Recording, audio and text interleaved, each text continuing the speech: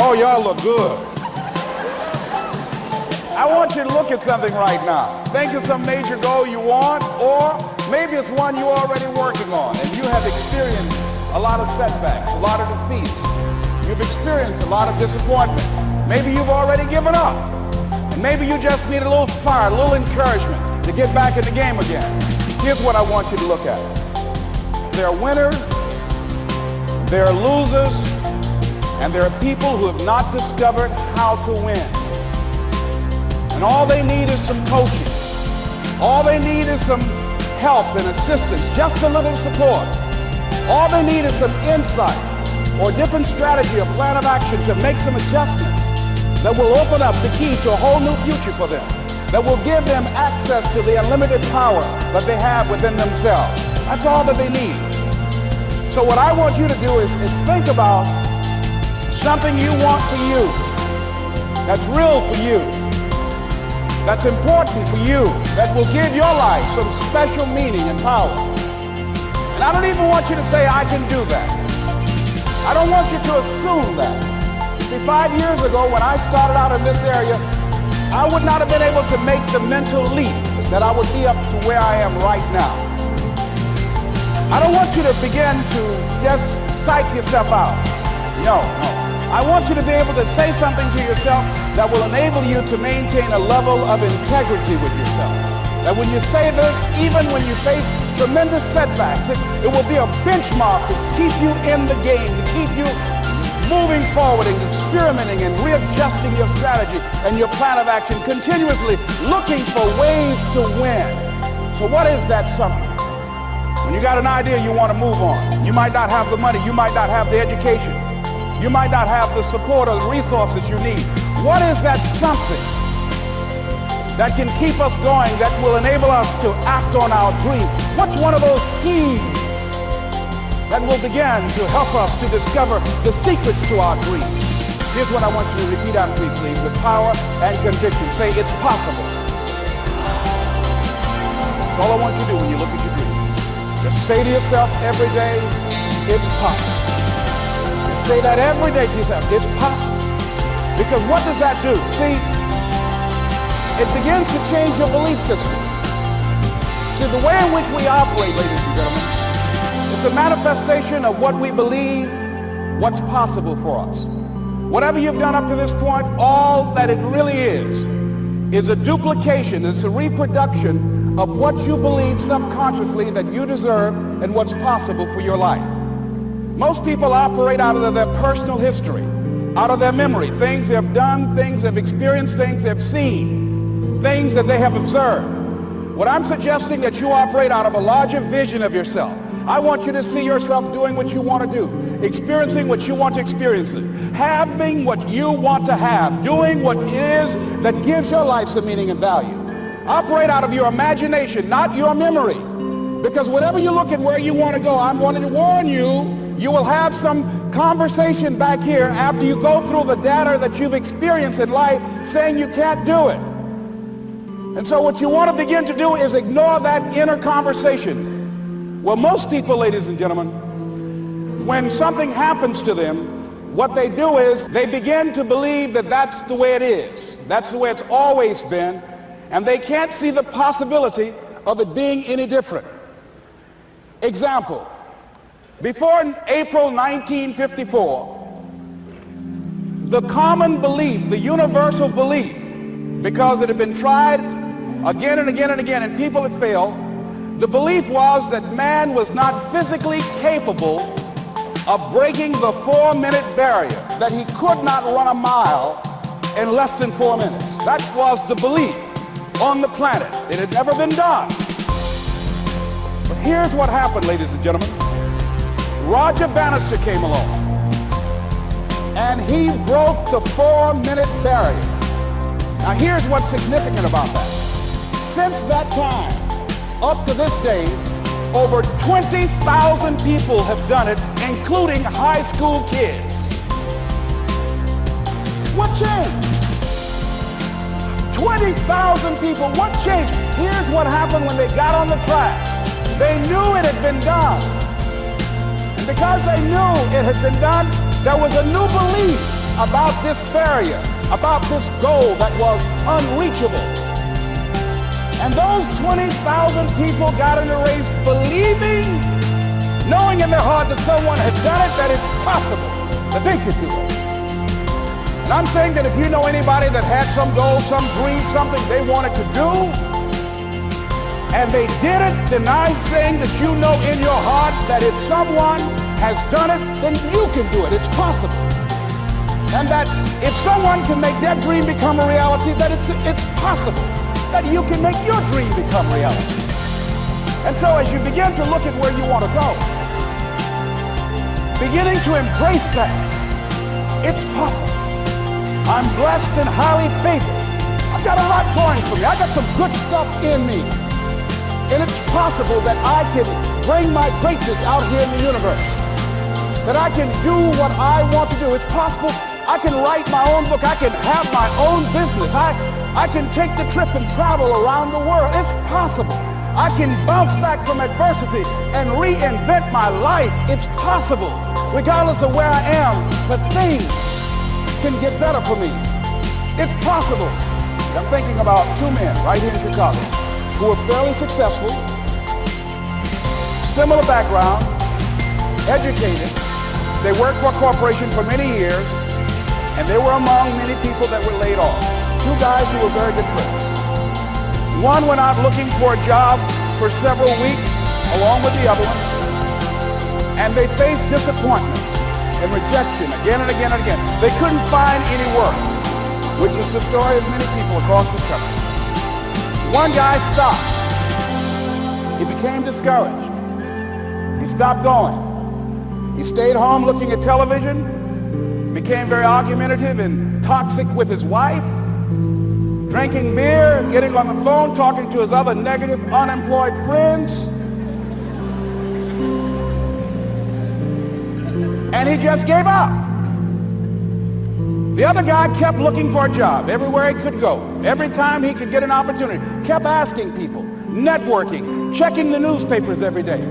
Kept going everywhere he could, trying to find a job. You have too much education. You're overqualified. You won't be here long enough. He kept going. He kept going. He went to a place and said, look here, I tell you what, if you can't hire me, and I know you can use my talents, abilities, and skills, I don't want to sit home and do nothing. Just let me do some volunteer work. You don't have to give me anything, all right? I just want to work. I want to be busy. Guy said, okay, it's on you now, but don't expect me to give you anything. It's okay. This guy came in and worked. He was the first one there. The last one to leave was the best employee there. About 4 weeks later, one of the top managers quit. They were looking for a replacement. Guess who they selected? This other guy. This guy who was volunteering his time. He got the job. What was the difference between the two men? Eyesight and mindsight. Eyesight is judging on what you see, judging according to appearances. But mindsight is how you interpret what you see. One guy said, it's not possible, it's over, I'm finished. I can't do it. I can't make it. He surrendered. I've faced rejection again and again. I'm not going anymore. There are no jobs out there. But this other guy, he felt that in spite of the no's and rejections, in spite of how bad the economy is, in spite of what the newspapers are saying, that it's possible that somebody somewhere will give me a job. He just kept going, thinking it was possible. Guess what, ladies and gentlemen? That's what we have to do with our dreams. Because things happen to you in life that you can never, ever anticipate. And many times when those things happen, you want to give out. I remember when I was in broadcasting, when I was a disc jockey, I became very controversial, not only in being a disc jockey, but I felt that radio was something that you not only entertain people with, but you also empower them, you educate them. And I got fired. I didn't just leave, they fired me. That was a shock. I said, wait a minute. They took my microphone. I thought that was who I was. No, ladies and gentlemen, it wasn't. I had to do something else. And I didn't know what else I could do. See, see, here's what I'm looking at. What are the uses for your life right now that you haven't even reached for yet? See, I believe that when you don't have enough encouragement to act on your dreams or ideas, or you're not enlightened enough, that life will act on you. See, life had moved on me and said, Les Brown, you have outgrown this. It's time for you to do something else. Well, I wasn't enlightened enough. I organized some disc jockeys and got my job back. So they had to fire me again. I got fired twice. Here's what I did. I had to think of something else. And so a guy suggested to me, he said, Les, why don't you run for office? I said, man, I've never run for office. I've never known anything about how to operate in the political arena. I've heard encourage people to register to vote and get out to vote, but I don't know anything about politics. He said, neither do the people who run for office all the time.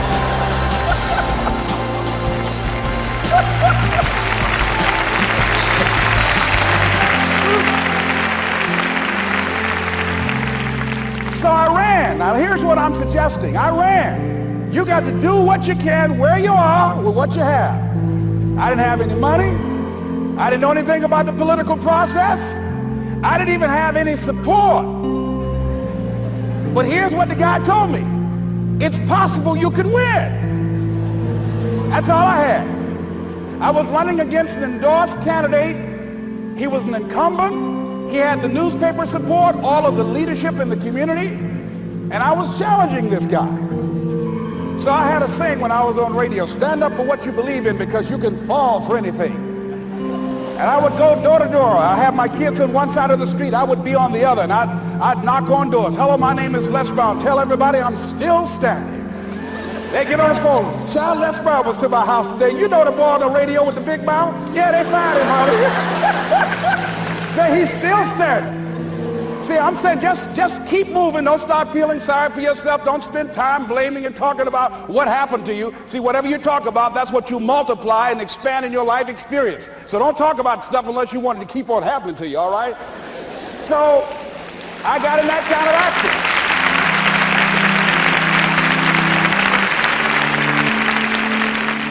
As I continue to do that, had my children with me, we're going door to door, didn't have enough money. Eventually, we got close to the election and something happened that really surprised me. Guys who I thought were going to either support me or stay out of it, various powerful community leaders, they became involved in it and they endorsed my opponent. I felt devastated. Now that's going to happen to you when you're working on your dream. Things are going to happen that's going to catch you on the blind side. That was shocking to me. They didn't have to do that. All they had to do was just stay out of it. But here they go, come up in there messing with me. Now that's going to happen. There's some people who believe it's their personal business to stop you from living your dream, all right?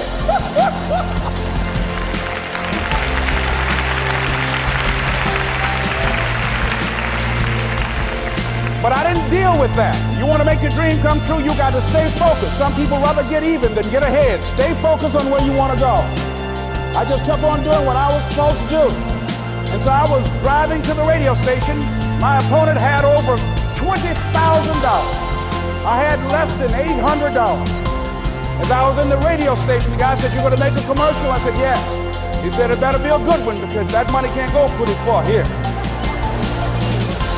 And I sat there in the middle control room and I was thinking. And here's what happens when you get still. Stuff will start coming. Something said, call your mama. You talk about your mother on the air all the time. Ask her to say a few words for you. That'll be a different kind of political response. So I called my mama. And I had a gospel record playing in the background.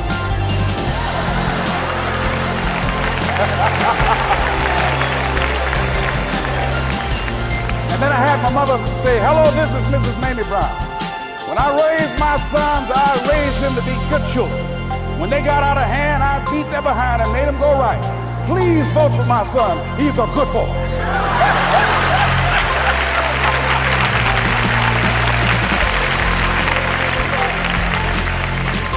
Usually in the state representative race, maybe 3,000 or 4,000 people will come out to vote in a primary.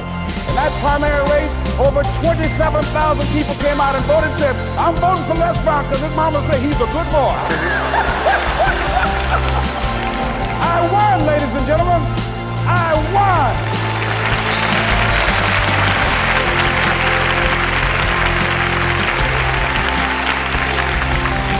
So you've got to be willing to stay focused, to be creative, to be relentless, because things are going to happen to you when you're working on your dream. When you get on track. I remember when I first got involved in speaking, one of the main things that speakers like to do is speak to a certain association that they have over 10,000 of their sales reps that come to this convention. And I was relentless. I kept saying, it's possible. It's possible. See, what I want to let you know and set you up for, because you say it's possible, don't mean that you're not going to have any problems. That Murphy's Law ain't going to come and slap you side the head. Oh, Murphy going to come visit you. He's waiting for some of y'all out in the parking lot. Oh, you say it's possible. Okay, it's possible. Get up. Well, I was working. I kept saying it's possible. They got other speakers on this program. I can be on that program too. I kept selling myself. I got all fired up. And I was calling them every day. And the lady finally said, Mr. Brown, I tell you what, we want you to come in and talk to our sales executives. You got the kind of fire and guts that they want that will motivate them. And let me tell you something else. We want you to bring your motivational tapes. You're going to need at least $50,000 worth of tapes. I said, is that right? Yes, because they want to keep that drive alive. I said, all right. I called the guy to duplicate my tapes. I said, Don, how you doing? This is Les. Let me tell you, I got a major speaking engagement. I said, man, it's a speaker's dream. I need over $50,000 worth of product.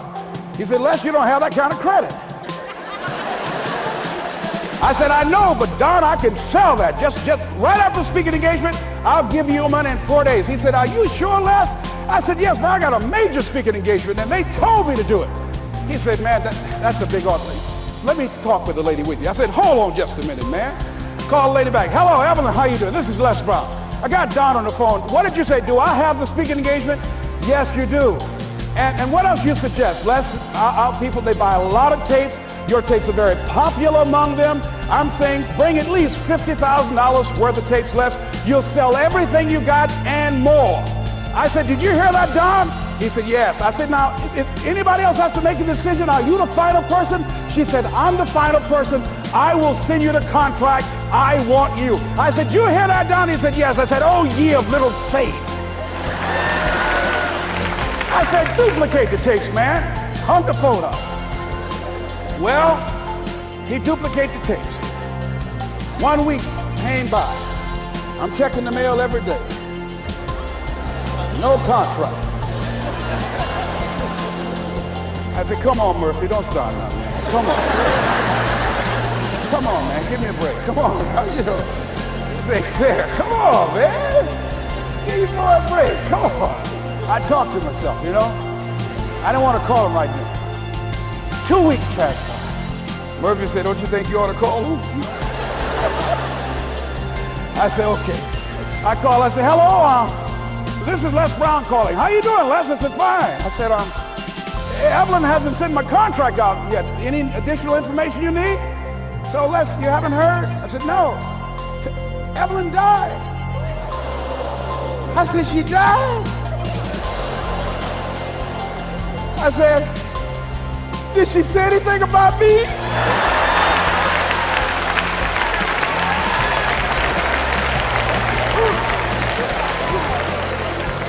When I got home, I was so wiped out. And Murphy was in the house waiting on me. Murphy said, is it possible you want to listen to some of your tapes?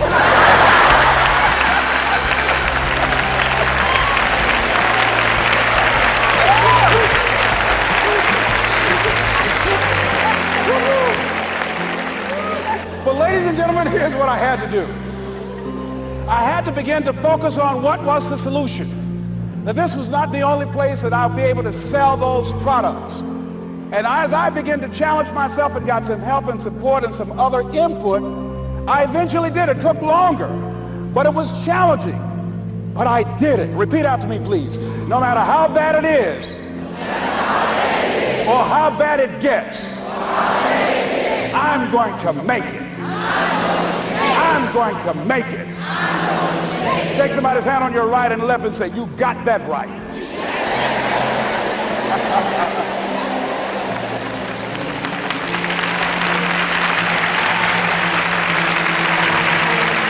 Repeat after me, please. It's possible. I can have my dream. I can get what I want. I must be creative and never give up. Now, let me share something else with you, ladies and gentlemen. When you know within yourself that there's something you want to do, and I believe that all of us were born with a purpose, that all of us have something that we are supposed to do, that all of us have some goodness within us, and that goodness gives us a responsibility to manifest our greatness. And when you know that, you can feel it in your guts, and you know that you're deliberately operating below your potential, you've gotten comfortable, you stop expanding, you stop stretching, you stop challenging yourself. Let me share something else with you. Not only is it possible for you to have your dream, but it's necessary. It's necessary that you have it, that you work on it, that you develop yourself, that you go for what is yours in the universe. I have a friend that at the beginning of the year I was in Los Angeles giving a speech, and I do a seminar teaching people how to become involved in the speaking business, and also one called Speaking with Power, teaching people how to begin to develop their communication skills. And this friend, I said, I want you to work with me. I called her up. She said, Les, are you sure I can do it? Sure you can. You have a PhD in communications. I don't have that. If I can do it, sure you can do it. In fact, I'm going to give you the support that you need. Here's what I realize, ladies and gentlemen. We only have enough energy to take us to a certain level. But it's necessary that we assemble ourselves with other people who share our vision, other people that can see it for us, to give ourselves a home court advantage.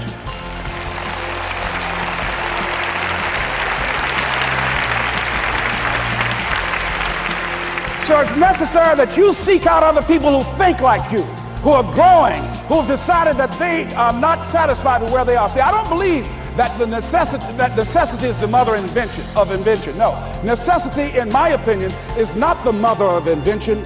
Refusing to accept things the way that they are is the mother of invention.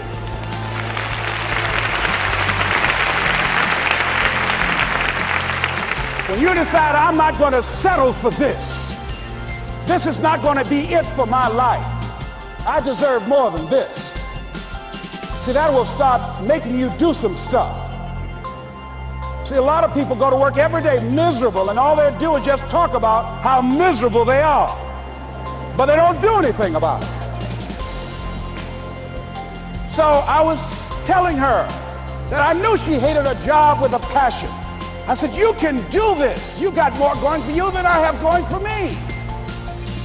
And we've been going through this for years, ladies and gentlemen. She'd been to my seminar speaking for a living.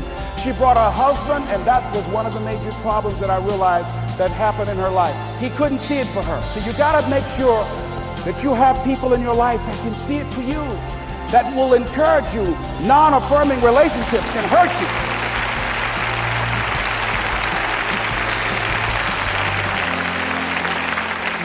And I talked to him. I said, I don't have anything to do with your marriage. I said, you and I are good friends, and she and I are good friends. And I'm not taking sides. I said, but if you can't see it for her, don't tell her that. Just give her some support. What if you're wrong? It's possible, man, that if I'm doing it, she can do it. Well, you're different. How are you going to tell me that? You've seen her speak. She's got great speaking skills. Don't underestimate her. You don't know. You got a great woman here. But you see, people who can't see it for themselves can't see it for you. He was happy.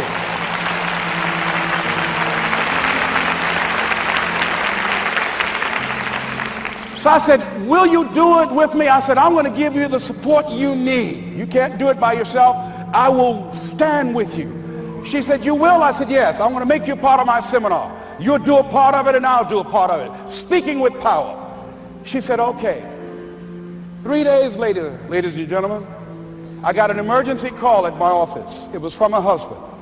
He called and said, tell Les Brown that Marion is dead. I said, oh no. When I was flying there to go to the funeral, and I remember the last time that I saw her, and I had some of her papers that I had gotten inadvertently confused with mine, and I took them home. And I was searching through these papers to do one of her works. She was a prolific writer. And what got me, what was so sad that made me begin to cry, was that there were poems that she had started that were profound poems, great thoughts that she didn't complete. Plays that she had started that she didn't complete. See, that poem was given to her. I can't finish that for her, nor can you. That play, whatever the outcome that she had envisioned, that she had imagined, was given to her. Only her. And she's the channel that was going to come through. You are here, and you are the vessel, you are the outlet for the universe. That you've been selected. There's something for you to do. I believe all of us have some purpose for being here. And as I was going to the funeral, and I was reading a newspaper that said that millions of people are dying because of what they're eating, talking about their diet. And I'm sure that it was Marion talking to me, whispering, saying, Les, the next time you speak, say that even more are dying because of what's eating them.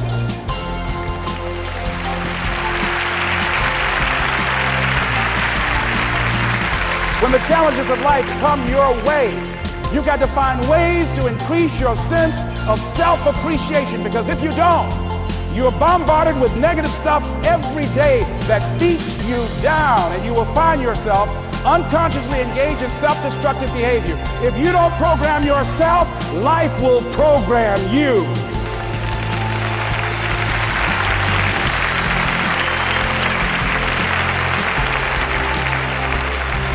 So you want to have an agenda for your life. It's necessary that you have some direction for your life. A friend at the National Speakers Convention gave us a presentation, and it really struck me. He was talking about when he was traveling across Europe, Warren Gresham, and he said at different points, soldiers would wake them up on their journey and ask him the question.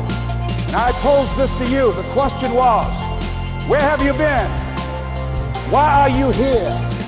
And where are you going? And that's what I ask you. Where have you been? Where have you been up to this point? You look at your life. You look at what you produce. Is it giving you what you want? Are you living on purpose? Are you living your dream? Are you acting on your ideas? Are you doing all you can do? Have you gotten comfortable? Are you procrastinating? Are you evading your own greatness? Are you surrounding yourself with people that can nourish you? Are you challenging yourself? Are you experimenting? Are you learning something different? Is your life an adventure, or is it boring? Where have you been? Why are you here? What brought you here? Investing the time, the money. What brought you here? And where are you going? What is it that you can get out of this session, out of this lecture? That when you leave here, rather than this just being a spectator event, that you got some idea, some dream, that you might have to go back and brush it off and look at it again and say, I've got to do this. This is my stuff. This is what I'm supposed to do. This is why I showed up. Where are you going with your life? What decisions are you making right now as you look into the future? Are you experimenting to find out what other talents and abilities that you have? See, we're in a time right now. The day is gone where you could just go to college and get out and get a job and work 30 or 40 years with job security and retire with a gold watch.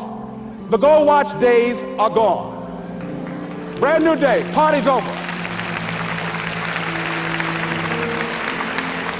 So now you have got to be multi-talented and multi-skilled. You've got to use all your stuff. You don't know what else you can do. I didn't know I can do what I'm doing right now. It's necessary that you stretch and challenge yourself and say, let me see. I start out as a trainer. I'm a trainer. That's what I am. That's what my expertise was in. And then I decided, let me see, can I speak? And then I discovered, hey, I can do that. What if I hadn't tried to do that and just been satisfied with just being a trainer, with a limited vision of myself? And then after training, and then I said, well, maybe I can go into business for myself. And I started speaking, going into business for myself. Well, maybe I could train other speakers and teach them how to go into business for themselves. See, you want to have a backup plan. You want to have other strategies for yourself. In case this doesn't work out, you got something else going over here. You don't want to ever put yourself in a situation where you have a limited vision and you're only using a limited amount of your talents, of your skills, and of your abilities. And I'm saying to you, it's possible you've got some talents, some ideas in you, your ability to do some stuff that you haven't even discovered yet. And I'm suggesting that it's necessary that you get outside of your comfort zone. It's necessary that you develop some new relationships where you can learn from people. It's necessary that you do reading, that you do research. It's necessary, if you're already involved in some business, that you don't be satisfied with where you are. If you want to make it today, it's necessary for you to constantly look at ways of getting better. Not only is it possible for you to have your dream, and it's necessary for you to challenge yourself to go after it and get better and leverage relationships that can help you get to where you want to go, but it's you. The major key to your reaching your dream, your living up to your greatness, your making your contribution is you. If the economy is good, fantastic. If the banks are loaning money, that's great. If people are positive, that's great. You don't have any opposition, that's great. But the major key to your making things happen in your life is you. When I wanted to get on public television, they told me, you can't do that. So wait a minute, I've seen these other people on. It's possible I can get on. Leo Biscaya, John Bradshaw. It's possible. Hold on, time out. Let's be realistic. Come on, be logical. I said, well, wait a minute. Why can't I do it? Let's look here. Think about guys who have credentials, all kind of credentials. You don't have any college training. They're not going to put you on television. Give me a break. I said, thank you for that. God love you, and I'm trying. And went on about my business. You hear me? Let me tell you something. What people think about you and the possibilities for your dream is none of your business. That's their business.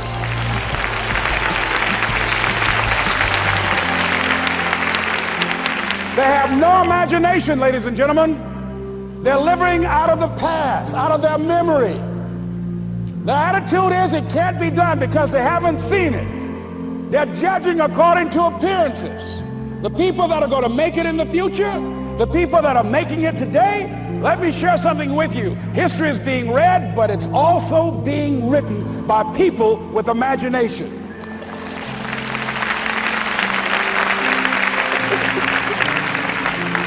So I went to the next mode, necessary to start talking to people and seeking and asking for what I wanted and leveraging relationships and trying to find out how do the people do it that went ahead of me? How do they do it?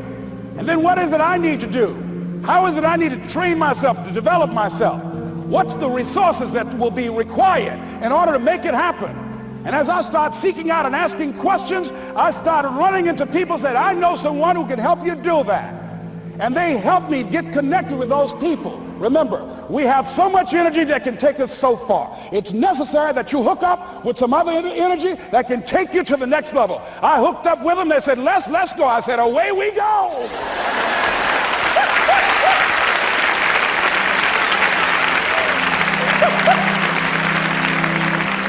And guess what? Here we are. I love it. You want your stuff? It's necessary you take responsibility for it, that you make it happen, that you don't give up, that you don't take any objection or disappointment or defeats personally, that you keep on keeping on, that you don't decide that I can't make it because you can't see the light at the end of the tunnel, that you realize that's a part of the program. And here's something you've got to resolve. Say this to yourself every day. See, as long as you're breathing, you got a shot at your dream. That's the way I resolve. Say this, please. It's not over until I win. You got that right.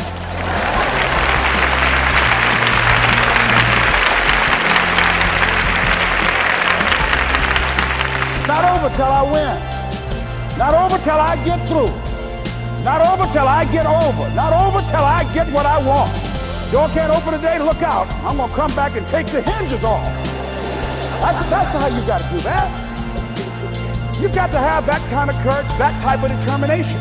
If you want to make it happen, it's you. That you've got to take personal responsibility to make it happen.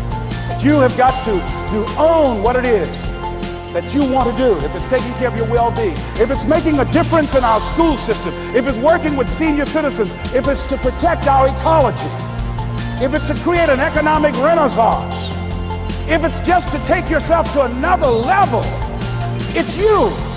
You've got to make that happen. We can point out many things that can make it inconvenient or can slow us down. but ultimately, it's on us. Next step is, not only is it possible and necessary, and it's you to live your dream, to make this greatness that you have within you become a reality. What I've come to appreciate when you're working on changing your life, changing some bad habit, getting out of addictive situations or relationships, or working to build a dream or making a difference in our society, or learning something that's very challenging. Here's what I realize, ladies and gentlemen.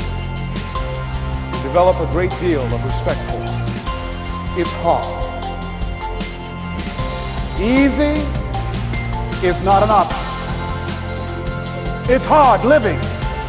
Life is hard. See, it's hard when you are 49 years old, been working on a job for 17 years, and they come in and tell you you're finished and give you 1 week severance pay. You got to start all over again. It's hard when you're married and raising children and your children are crawling and your husband dies unexpectedly. It's hard handling just the tragedies of life. It's hard when you're working on something and you put everything you have in it and it doesn't work out. You lose your money and other people's money. It's hard. It was rough when I lost my job and I could not find a job. It was humiliating and embarrassing, borrowing money, and then I couldn't pay the money back when I told them I would. That's rough. How people look at you, how they respond to you. It's very hard. It's humiliating.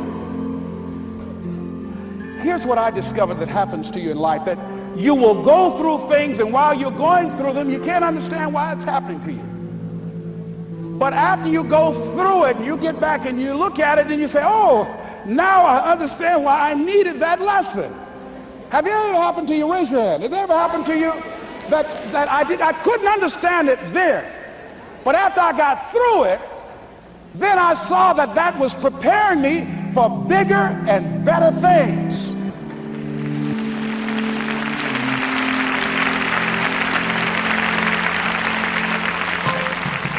That as you go through the challenges of life and you look at it and embrace whatever comes to you, don't run from it. Step toward it. Don't try and duck it like most people do. See, most people want it easy. See, easy come, easy what? Easy go. See, but when you go at what you're going to deal with and you deal with the difficulties of it, when you handle those hard things close at hand, making those hard decisions right now that you don't want to make, learning those things that you don't like to do, but you know that in order for you to get where you want to go, this is one of the hoops that you have to flip through. And I'm saying to you, whatever you got to do it, because if you don't, life is going to whoop you until you surrender and say, okay, all right, I cooperate, okay, I learned, okay. They had to wear me out a long time. So if it's hard, then do it hard. Now, how do you hang in there during the hard, difficult times, Les? You must have faith. You've got to believe in yourself. You've got to believe in your abilities. You've got to believe in your service, your company, your ideas, unquestionably. You've got to have faith, and that faith gives you patience. And it's not going to happen as quickly as you want it to happen. A lot of things are going to happen that will catch you off guard. And so therefore you've got to deal with and handle it as it comes. And not only that, but that faith and patience drives you into action. You've got to keep moving and keep plugging away. In the Far East, they have something that's called the Chinese bamboo tree. The Chinese bamboo tree takes 5 years to grow. And when they go through a process of growing it, they have to water and fertilize the ground where it is every day. And it doesn't break through the ground until the 5th year. Okay? But once it breaks through the ground, within 5 weeks, it grows 90 feet tall. Now the question is, does it grow 90 feet tall in 5 weeks or 5 years? The answer is obvious. It grows 90 feet tall in 5 years. Because at any time that that person stopped watering and nurturing and fertilizing that dream, that bamboo tree would have died in the ground. And I can see people coming out talking to a guy out there watering and fertilizing the ground that's not showing anything. Hey, what you doing? You've been out here a long time, man. And the conversation in the neighborhood is, you growing a Chinese bamboo tree, is that right? Yeah, that's right. Well, even Ray Charles and Stevie Wonder can see ain't nothing showing. You know that's how people are gonna do you? So how long you been working on this? How long have you been working on your dream? It's good. And you have nothing to show. This is all you got to show. People are gonna do that to you. And some people, ladies and gentlemen, they stop. Because they don't see instant results. It doesn't happen quickly. They stop. Oh, no. You got to keep on watering your dream. And when it began to happen, they stopped laughing. They said, look. Whoa, look here. Look how, hey, man, you know, I know you can do it. Look here, you got a job here?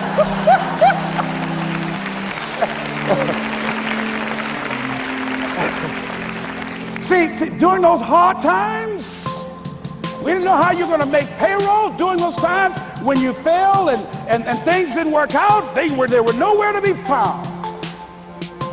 But you know what I discovered? When you're working at your dream, somebody said the harder the battle, the sweeter the victory. Oh, it's sweet to you. It's good to you. Why? See, when it's hard and there's a struggle, see, what you become in the process is more important than the dream. That's far more important. The kind of person you become, the character that you build, the courage that you develop, the faith that you're manifesting. Oh, it's something that you get up in the morning, you look yourself in the mirror, you're a different kind of person. You walk with a different kind of spirit. People know that you know what life is, that you have embraced life. You knew it was hard, but you did it hard.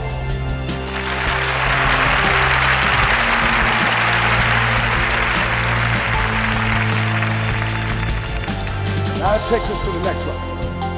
If it's hard, why do people do it? You ask people who do things. Why do they go it? People who climb mountains just for the sake of it. Nobody paying them to do it, just do it. Somebody said, I'm going to run around the world. He said, why would somebody want to do that?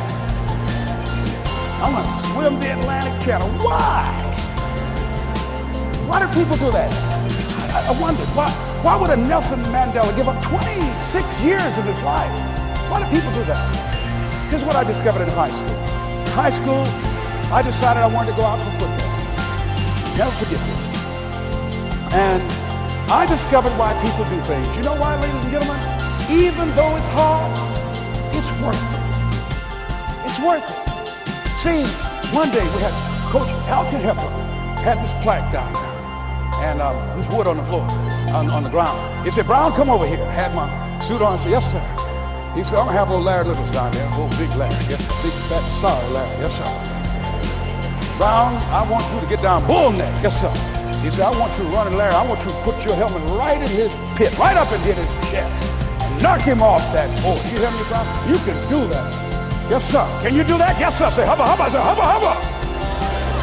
He said, Brown, I want you to knock him off. You're going to make the team. I know you can get him, all right? Look at him. I'm sorry. He's knocking you. I said, yes, sir. He went down to Larry. Larry Littles, who played 12 years for the Miami Dolphins, all pro for 12 years. This is bad, big dude. 250 pounds, strength, agile, and all muscle. He said, Larry, he said, man, you know Brown down there. He's down there talking about your mom and everything. He talking about how fat and sorry you are. And how he's going to knock you off this board. Larry now spitting fire and growling and foaming at the mouth. And I'm looking at Larry saying, oh, hubba, hubba. He said, look at that fool down there growling.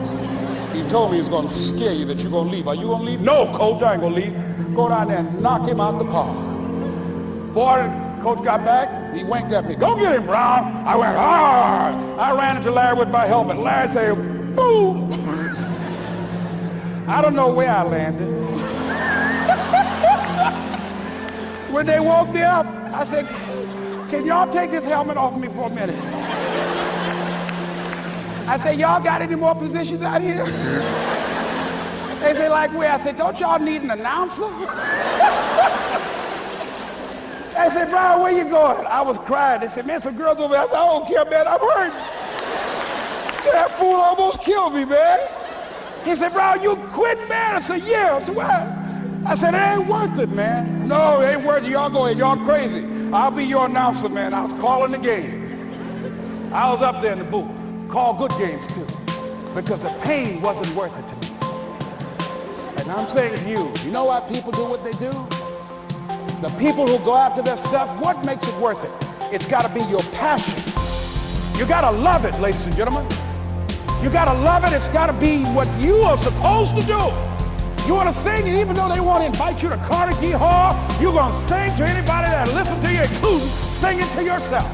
I used to talk to my plants when nobody else would listen to me. You got to write, even if no one published your book, write, because that was given to you to do. You do what it is you're supposed to. You're supposed to build something. You're supposed to create something. I don't know how to do it. Learn. Do whatever is required. Just go out there. It's possible you can get what you want. It's necessary. If you want it, you got to go into action. You got to be willing to experiment. You got to be willing to fail and to succeed. You got to be willing to form and develop new relationships. It's you. It's on you. You got to make that happen. Nobody's going to bring it to you on a silver platter and say, here's your dream manifested. No, it's hard. Yes, it's hard. It's difficult. Yes, right. And it's worth it.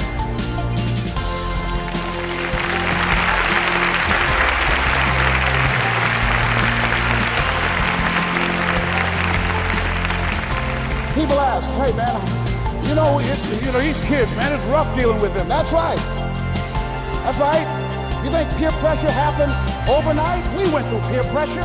I remember as a kid, some guy said, hey Les, me and another fellow named Willie Lower, we were going home. Hey man, we're going down to Goose, man, and knock off a grocery store. I said, look here, I don't want no part of that. I'll see y'all later. Say, y'all chicken. I said, that's all right, you say whatever you want. Low star.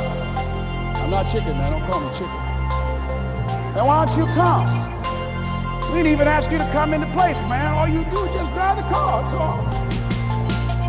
I'm not driving. Well, we're trying to get Les to come. He's chicken. Hey, I'm not driving nothing, all right? Willie, don't care about what they say, man. Leave him alone. You want to go do it? You find somebody else to drive, or you drive yourself. Come on, Willie, man. Pull him, you stop. I ain't chicken. All I got to do is drive? Yeah. I said, Willie, that sounds simple, man. Don't go, man. He went. And the next day we read the newspaper where when they robbed the store, when they came out running to a car, the merchant, the man who owned the store, came out just shooting wildly, and he hit the driver in the head. So peer pressure didn't just start in the 90s or the 80s. It's difficult and it's challenging for kids right now. And it's going to take some easy, simple methods to help bring them out of this madness, this insanity? No. Is it hard? Yes. Let's look at what we've been doing. What has worked? What has not worked? Let's look at where we want to go. What is it that we want to produce? What is it that we want to create for our young people? And as we think about that, start experimenting with different methods and techniques to create and to produce that. And begin to believe that it's possible.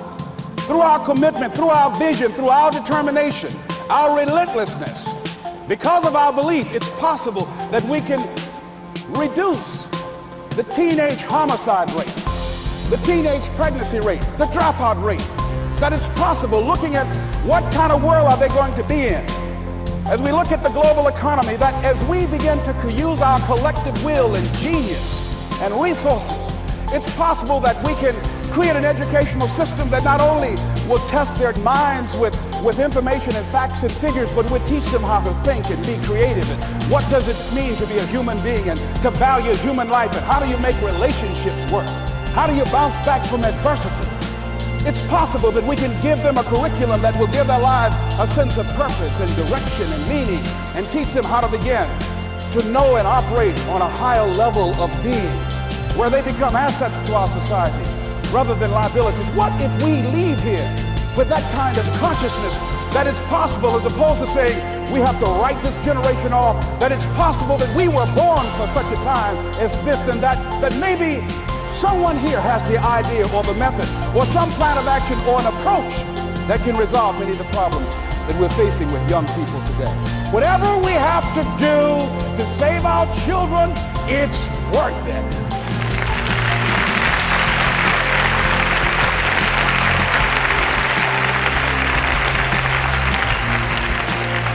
So that brings me to the final step, that it's necessary for us to begin to look at the future and know that it's possible that we can have our dream. Yes, it is.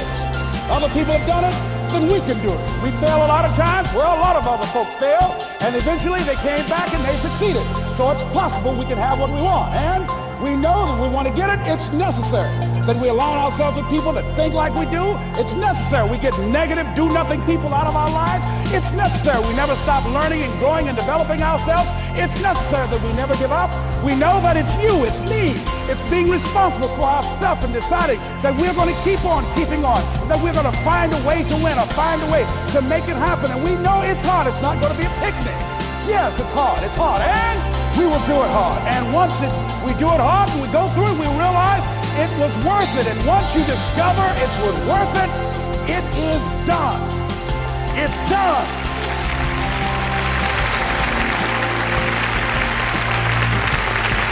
It's done, ladies and gentlemen, before it happens. Well, here's what I'm suggesting to you. That when you're working, you have a wall to break through. Let's say a friend of mine he runs a marathon, and he says, when he's running the 26-mile marathon, he said, let's say that hypothetically, that 18th mile is the wall.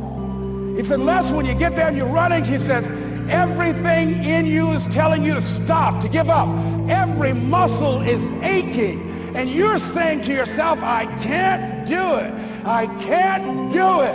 And you just keep on and you keep on and you keep on. It seems like you're moving at slow motion. And then eventually when you break through that 18-mile wall, then you know it's like done and you're on automatic and you glide on in. And you know it's there. You know you're going to get to the finish line. And we've all had experiences where we were working on something and we knew it was possible. And we did those things that were necessary to bring it into reality. We took the responsibility to make it happen. Other people couldn't see it. A lot of people didn't believe it. You were attacked. You were criticized. People were opposing you, but you kept on doing it. It was hard. It was rough. It was difficult. But to you, it was worth it. And eventually you got to a level you know, can nothing stop me now. I'm on the move. I'm on the move.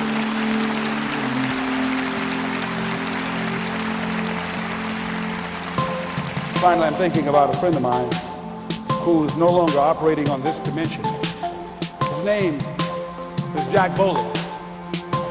He had this vision of a church that would serve various types of needs for people, their supportive needs and helping them in recovery from drugs and alcohol and whatever addictions that they might be involved in. And he was known for bringing in different kinds of speakers. And over a year ago, he was diagnosed as having cancer, and he announced to his congregation that he's going to be taking chemotherapy, and there was a possibility that the cancer would go in remission, and he was optimistic about that. And sure enough, it did for a year. And one of the things Jack always talked about is that he wanted to have his funeral while he lived. And so he invited a few friends, Wayne Dyer, myself, and a few other speakers. He didn't tell us why we were there, but once we gathered there at the church, they told us in the room that Jack is going to announce to the congregation, he's bringing his doctor up, the doctor is going to say that we felt we could just keep it in remission, it's out of remission, and he doesn't have much time left. whatever words you want to say to Jack, that you would say, if he had made his transition, speak those words now. But we were shocked and we were somewhat stunned until Jack got here. They brought him in a wheelchair, and boy, was he courageous, and he had a strong smile, and they helped him up the steps, and he sat behind the podium. And each of us got up and we said a few things about Jack and the impact that he made on our lives. And he said, the doctor, after announcing that Jack didn't have long, he says, doctor, he said, I accept what you say, but it's possible that does not have to be the case. But if it is,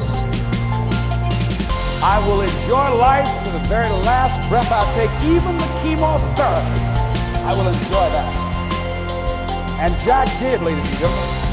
And when they said that all of his vital organs were failing, they called his family and his close church staff to the hospital and said he's dying. So they came and they all gathered in the room. And Jack at that time was unconscious.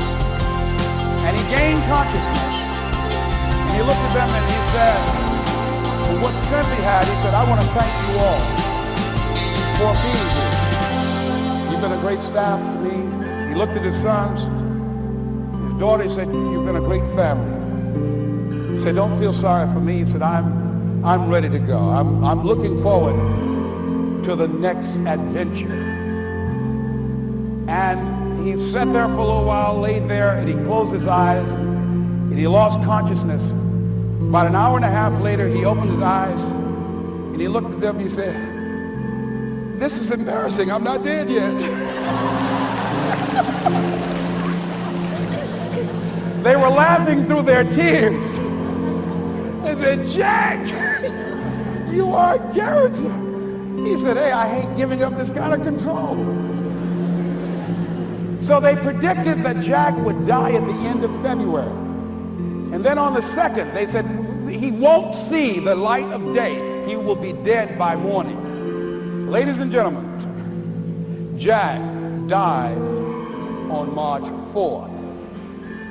And we believe that even in his dying, Jack sent his congregation a message that I want to give to you with his permission. March 4th is the day he died, and we believe Jack was saying, March 4th.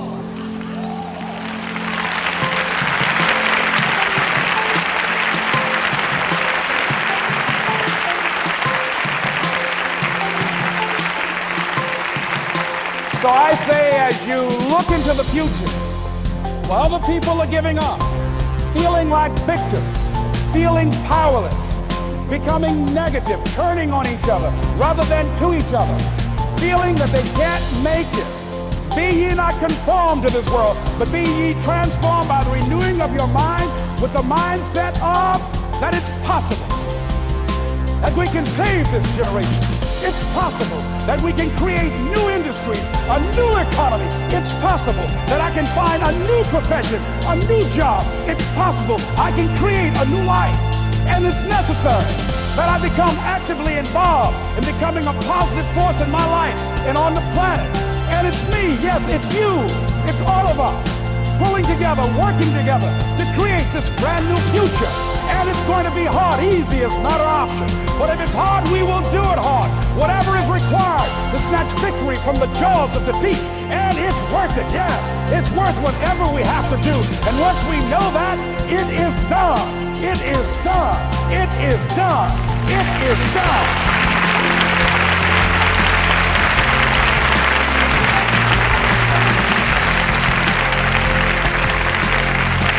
So I say to you, whatever your dreams are, whatever you want to do, the spirit of Jack, March 4th. This is Mrs. Mamie Brown's baby boy, Leslie Calvin Brown, saying, it's been a plum-pleasing pleasure as well as a privilege. Thank y'all here. Thank you. Thank you. Thank you. Thank you. Thank you very much. You're very kind. Thank you. Thank you very much. Very kind.